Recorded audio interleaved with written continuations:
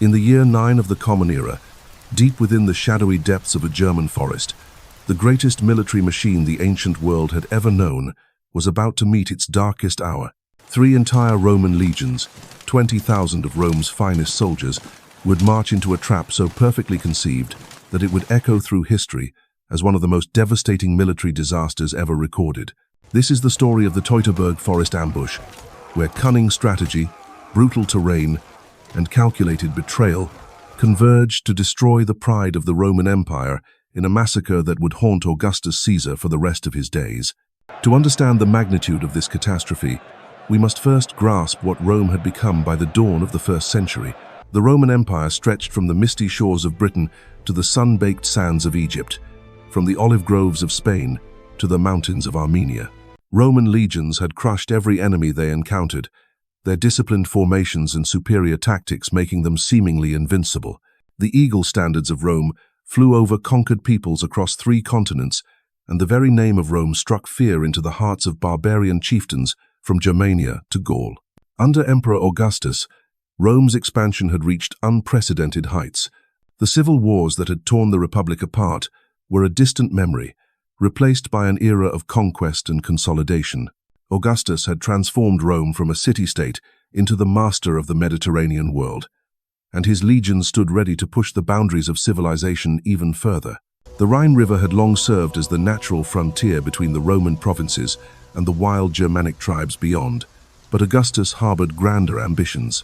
He envisioned a Roman Germania, stretching eastward to the Elbe River, bringing order and civilization to the fractious barbarian tribes. The architect of this vision was Drusus, Augustus's stepson, a brilliant general who had carved his way through Germanic territory with methodical precision.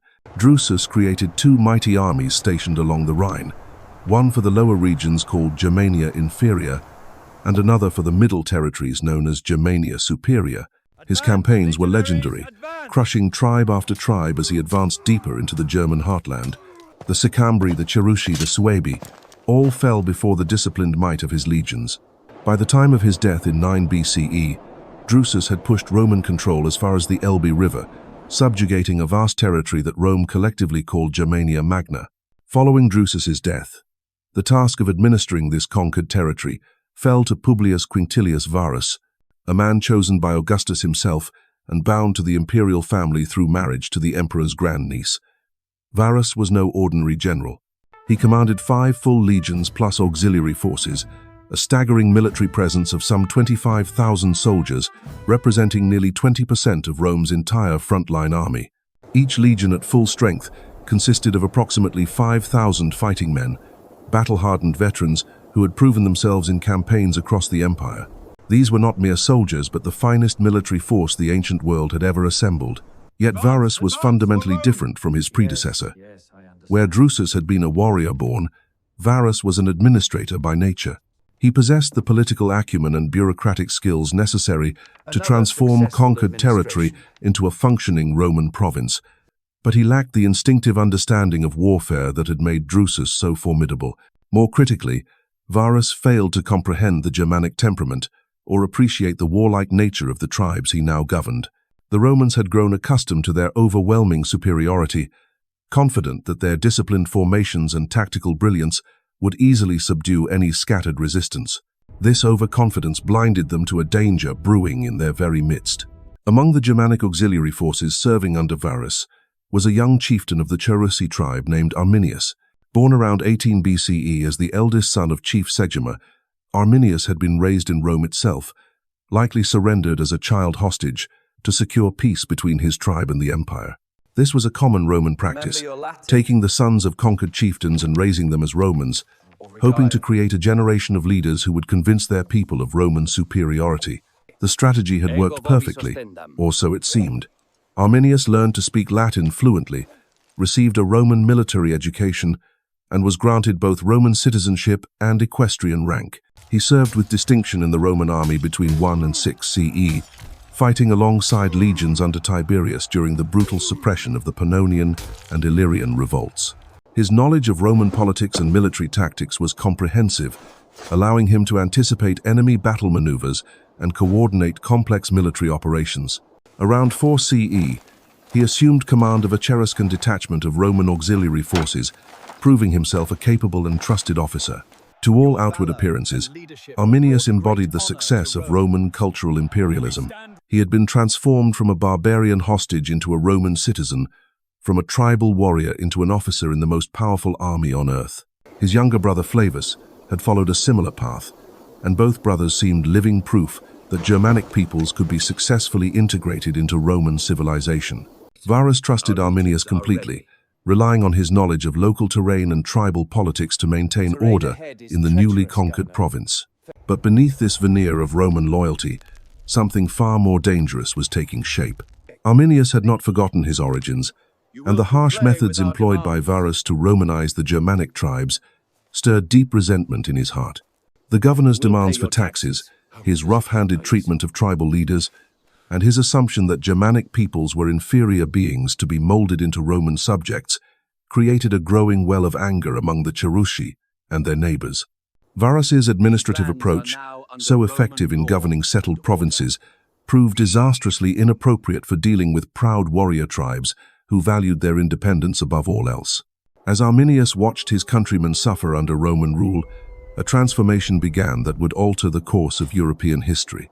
The Roman citizen and auxiliary commander started to see himself once again as a Germanic chieftain, bound by blood and honor to his people's ancient ways. His Roman education became not a symbol of cultural advancement, but a weapon to be turned against his former masters. Every tactical lesson he had learned, every weakness in Roman military doctrine he had observed, every detail of legionary organization and battlefield procedure became part of an emerging plan that was breathtaking in its audacity and scope. The transformation from Roman ally to Germanic liberator represents one of history's most dramatic reversals of loyalty, but it was not a decision made in haste or anger. Arminius understood that open rebellion would be suicidal. The Roman forces stationed along the Rhine were too powerful to challenge in direct battle, their defensive positions too strong to assault, their supply lines too well protected to sever. Any conventional uprising would be crushed as swiftly and brutally as Drusus had crushed the previous generation of Germanic resistance. If Arminius was to succeed where others had failed, he would need to think like a Roman while fighting like a Germanic warrior, using deception and cunning to lure the legions away from their fortifications and into terrain where their advantages would become liabilities. The plan that began to form in Arminius's mind was elegant in its simplicity and devastating in its implications. He would use his position as a trusted Roman auxiliary commander to convince Varus that a rebellion had broken out in northern Germania, far from the Rhine fortifications. The Roman response would be predictable, a show of force designed to crush the uprising quickly and decisively. Varus would march his legions into the German interior, confident in their ability to handle whatever resistance they encountered. And there, in the deep forests where Roman formations could not deploy effectively, where their heavy equipment would become a burden rather than an advantage, Arminius would spring his trap. The execution of this grand deception required meticulous planning and extraordinary diplomatic skill. Arminius could not act alone. The Germanic tribes had spent generations fighting each other as much as they had fought Rome, their ancient feuds and territorial disputes preventing any unified resistance. To succeed, Arminius would need to forge an alliance among peoples who had been enemies for centuries, convincing them to set aside their differences and unite under his leadership. This was perhaps the most challenging aspect of his entire strategy, requiring him to become not just a military commander, but a visionary leader capable of inspiring tribes across Germania to risk everything for freedom. Working in absolute secrecy, Arminius began reaching out to chieftains throughout the region. His Roman rank and reputation gave him access to tribal leaders who might otherwise have been suspicious of any alliance proposal. He spoke to them in their own languages, about their shared heritage, their common grievances against Roman rule, and the opportunity that now presented itself. The Cherusci were his natural allies, bound to him by blood and tribal loyalty, but he also needed the support of the Bructeri, the Marsi, the Chatti, and dozens of smaller tribes scattered across the Germanic territories. Each conversation was a delicate negotiation, fraught with danger. If even one chieftain betrayed his plans to the Romans, Arminius would face immediate execution as a traitor, and his entire conspiracy would collapse. Yet somehow, through a combination of personal charisma, shared resentment against Roman oppression, and carefully crafted promises of future autonomy, he managed to build a coalition unlike anything Germania had ever seen. Warriors who had spent their lives raiding each other's cattle and burning each other's villages now swore oaths of brotherhood in the cause of driving Rome back across the Rhine. The scale of coordination required was staggering. Thousands of warriors needed to be positioned throughout the Teutoburg Forest without alerting Roman patrols or spies. Supply caches had to be established along the ambush route, escape routes planned and prepared, and contingency plans developed for every possible Roman response. The Germanic tribes had never attempted anything approaching this level of military organization, but under Arminius's guidance, they began to function with a unity and purpose that would have impressed even Roman strategists. As summer turned to autumn in the year 9 CE, Arminius judged that his preparations were complete. The tribal coalition was in place, the ambush sites prepared, and his own position with Varus remained secure. Now came the most dangerous part of the entire operation, the moment when he would need to convince the Roman governor to abandon his fortified positions and march his legions directly into the trap. The deception had to be perfect, believable enough to overcome any natural Roman caution, while urgent enough to prompt immediate action. Arminius approached Varus with disturbing news from the northern territories. A significant rebellion had erupted among the tribes beyond the Weser River, he reported, with chieftains who had previously submitted to Roman authority now openly defying imperial commands. Villages loyal to Rome were under attack, trade routes had been cut, and Roman citizens were in danger. The situation demanded immediate military intervention before the uprising could spread to other tribes and spiral completely out of control. To Varus, the report seemed entirely plausible. Germanic tribes were notoriously volatile, their allegiance to Rome often fragile, and subject to the whims of ambitious chieftains seeking to enhance their own prestige through acts of defiance. Similar uprisings had occurred throughout the conquered territories, and the standard Roman response had always been swift and decisive military action. The governor saw no reason to doubt his trusted auxiliary commander, whose knowledge of tribal politics and local conditions had proven invaluable in maintaining order throughout the province. What made the deception even more convincing was Arminius's apparent reluctance to lead Roman forces against his own people. He expressed genuine anguish at the necessity of suppressing Germanic rebels, lamenting the waste of life that would result and hoping that a show of Roman force might convince the insurgents to surrender without bloodshed. This emotional display perfectly matched Roman expectations of how a civilized Germanic leader should react to tribal violence, reinforcing Varus's confidence in his subordinates' loyalty and reliability. Other Roman officers received their own versions of the intelligence, carefully crafted to support the overall narrative, while appealing to their individual concerns and prejudices. Some heard reports of attacks on Roman merchants, others learned of threats to tribute collection. Still others received warnings about potential alliances between hostile tribes. Each piece of information seemed to confirm the others, creating a comprehensive picture of brewing rebellion that demanded immediate attention. Not everyone was convinced by these reports. Several Germanic chieftains who had remained loyal to Rome approached Varus with warnings about Arminius's true intentions. They spoke of secret meetings in forest clearings, of weapons being cached along remote trails, of warriors from distant tribes gathering in unprecedented numbers.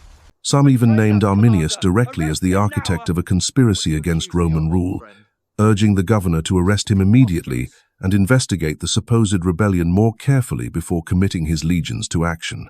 Varus dismissed these warnings with the casual arrogance that had characterized Roman attitudes toward Germanic peoples throughout the conquest.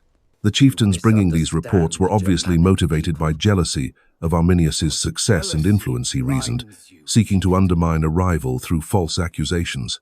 Their stories were too fantastic to believe, too dependent on rumors and speculation to justify serious consideration. The idea that a Roman citizen and auxiliary commander would orchestrate such an elaborate betrayal seemed absurd to a man who had spent his career managing the complexities of imperial administration. This fatal blindness to the possibility of sophisticated Germanic resistance reflected broader Roman assumptions about barbarian capabilities. In the Roman worldview, tribal peoples were inherently incapable of the long-term planning and organizational discipline required for complex military operations. They might stage raids or mount desperate charges, but they lacked the intellectual capacity and cultural sophistication necessary to conceive and execute strategic deceptions. The very notion that Arminius could orchestrate a conspiracy involving multiple tribes across vast distances struck Roman officers as fundamentally implausible. As September drew to a close, Varus made his fateful decision. He would personally lead a major expedition into northern Germania to suppress the reported rebellion and restore order to the troubled region. 3 full legions would accompany him, the 17th, 18th, and 19th, along with 6 cohorts of auxiliary troops and 3 units of cavalry. The force would number approximately 20,000 soldiers, plus an additional 5,000 camp followers, supply personnel, and civilians who had attached themselves to the column for protection during the dangerous journey through hostile territory. The legions chosen for this expedition represented the cream of the Roman military establishment. The 17th Legion had earned glory in Augustus's Cantabrian campaigns. The 18th had distinguished itself in the conquest of Rhaetia, and the 19th bore battle honors from conflicts across Gaul and Germania. Their ranks included veterans who had served in dozens of campaigns, centurions whose tactical expertise had been honed through years of frontier warfare, and junior officers who represented the next generation of Roman military leadership. These were not raw recruits but seasoned professionals who had proven themselves in battle after battle. Supporting the legions were carefully selected auxiliary units drawn from across the empire. Germanic cavalry provided reconnaissance and screening capabilities, while Gallic infantry offered expertise in forest warfare that might prove valuable in the dense woodlands of northern Germania. Spanish slingers and Balearic archers added ranged striking power to complement the legionaries' close combat effectiveness. Each unit brought its own specialized skills and equipment, creating a combined force that seemed capable of handling any conceivable threat. The column that prepared to depart from its base camps along the Rhine was an impressive sight to behold. Polished armor glinted in the autumn sunlight as thousands of soldiers formed up in perfect ranks, their standards and banners creating a forest of silken metal above the marching formations. Supply wagons stretched for miles, loaded with everything necessary to sustain the expedition during its journey into the Germanic interior. The sound of marching feet, creaking leather, and jingling mail created a rhythmic symphony that spoke of Roman power and organization at its finest. Yet beneath this magnificent display of military might lay a fundamental vulnerability that Arminius understood better than any Roman commander. The very qualities that made Roman legions so formidable in open battle would become fatal weaknesses in the terrain he had chosen for his ambush. The disciplined formations that could shatter barbarian charges on level ground would prove impossible to maintain in dense forest. The heavy equipment that intimidated enemies across the empire would slow the column to a crawl on narrow woodland paths. The supply train that sustained Roman operations over vast distances would become, and for a moment, cause enormous liability when attacked. As the expedition began its march northward from the Rhine fortifications, Arminius rode alongside Varus at the head of the column, playing his role as loyal auxiliary commander to perfection. He provided detailed intelligence about the route ahead, pointing out landmarks and explaining local customs with the expertise expected of a native guide. His manner remained respectful but confident, that of a Roman officer proud to serve the empire while maintaining affection for his Germanic homeland. Nothing in his behavior suggested the slightest hint of treachery or duplicity. The journey began through relatively open country, where Roman patrols had established secure corridors between their fortified positions. The legions made good progress along well-maintained roads, their formations intact and their spirits high. Veterans shared stories of previous campaigns, while newer recruits marveled at the efficiency of Roman military organization. Officers conducted regular inspections, ensuring that equipment remained in perfect condition and that discipline was maintained throughout the ranks. But as the column moved deeper into Germanic territory, the landscape began to change in ominous ways. The broad roads gave way to narrow tracks winding between ancient trees. Rolling farmland was replaced by dense woodland, where visibility extended only a few dozen yards in any direction. The cheerful chatter of marching soldiers gradually died away as the forest closed around them like a living tomb, its shadows growing deeper with each passing mile. Arminius had chosen his route with diabolical precision.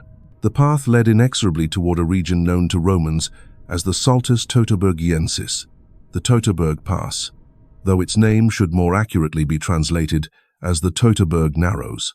Here the terrain formed a natural bottleneck between the Kalkriese hill to the south and the Great Bog to the north, creating a passage barely 200 meters wide, where an entire army would be compressed into a vulnerable column. The Kalkriese hill itself rose only 157 meters above the surrounding country, but its northern slope was cut by numerous brooks and rivulets that made passage treacherous for heavily laden troops. Dense woodland covered the hillsides, providing perfect concealment for thousands of warriors while limiting Roman visibility to mere yards in any direction. The boggy ground to the north was impassable for organized formations, effectively channeling the Roman column along the single viable route where Arminius had positioned his forces. For 3 days, Germanic warriors had been moving into position throughout this deadly corridor. They came not as a single army but as hundreds of small bands, each intimately familiar with their assigned section of forest. Cherusci fighters occupied positions near the entrance to the pass, ready to seal off any retreat once the Romans had committed themselves to the narrow path. Bructeri and Marsi warriors spread themselves along the hillsides, their weapons cached in hidden locations that would allow them to strike and fade back into the woods. Chatty spearmen positioned themselves near the far end of the passage, prepared to block any attempt at escape. The coordination required for this deployment was unprecedented in Germanic military history. Traditional tribal warfare relied on individual courage and spontaneous attacks, but Arminius had imposed Roman-style discipline on his barbarian allies. Each warrior knew his exact position, his specific role in the coming battle, and the signals that would coordinate their attacks. Supply caches had been established throughout the forest, ensuring that ammunition and fresh weapons would be available during the extended fighting that lay ahead. As the Roman column approached the Narrows on the morning of the ambush, Arminius made his final preparations for betrayal. He sent trusted messengers ahead to confirm that all tribal contingents were in position and ready to attack on his signal. He reviewed escape routes one last time, ensuring that he could slip away from the Roman command group when the fighting began. Most importantly, he steeled himself for the moment when he would shed his Roman identity forever and reclaim his birthright as a Germanic chieftain. The weather that morning seemed to conspire against the Romans. Grey clouds gathered overhead, promising the kind of steady rain that would turn forest paths into muddy quagmires and make footing treacherous for heavily armored soldiers. The air hung thick and oppressive, muffling sounds and reducing visibility even further. Horses grew nervous, the tension and skittish, sensing that permeated the woodland despite their riders' apparent confidence. As the lead elements of the Roman column entered the Narrows, Arminius gave his signal. The sound began as a low horn call echoing from the depths of the forest, answered by similar calls from positions throughout the pass. To Roman ears, these might have seemed like hunting horns or tribal ceremonial music, but they carried a message of deadly intent to the thousands of warriors hidden among the trees. The first attacks came not as a coordinated assault, but as scattered strikes against the Roman supply train. Individual warriors darted from concealment to hurl javelins at pack animals and wagon drivers before melting back into the forest. These initial strikes seemed like opportunistic raids by bandits seeking easy plunder, the kind of minor harassment that Roman columns had learned to expect when traveling through hostile territory. But the attacks quickly intensified and spread along the entire length of the column. What had seemed like random bandit activity revealed itself as the opening phase of a carefully orchestrated massacre. Germanic warriors emerged from every shadow, their war cries echoing through the forest as they fell upon the struggling Roman formations. The narrow confines of the pass made it impossible for the legions to deploy into their traditional battle lines, reducing centuries and cohorts to isolated groups fighting desperately for survival. The Romans found themselves caught in a nightmare scenario that negated every tactical advantage they possessed. Their heavy shields, designed to interlock in close formation, became individual burdens when soldiers could not maintain ranks. Their throwing spears, devastating when launched in coordinated volleys, were reduced to close combat weapons in the cramped conditions of forest fighting. Their armor, which provided excellent protection against frontal attacks, left them vulnerable to strikes from above as Germanic warriors rained missiles down from the hillsides. For the barbarian fighters, this was warfare as their ancestors had practiced it for generations. Lightly armed and intimately familiar with forest terrain, they struck with lightning speed before vanishing into thickets where Roman pursuit was impossible. Their oval shields and long spears were perfectly suited for individual combat, while their knowledge of every tree and stone in the ambush zone gave them overwhelming tactical advantage over the confused and disoriented legionaries. The Teutoburg Forest stands as eternal testimony to the price of arrogance and the power of cunning over brute force. Arminius had achieved what no Germanic leader before him had dared imagine, transforming Rome's greatest strength into its fatal weakness and proving that even the mightiest empire could bleed. The forest that witnessed this massacre would forever echo with the ghosts of 20,000 Roman dead and the birth of a free Germania that Rome would never again dare to claim.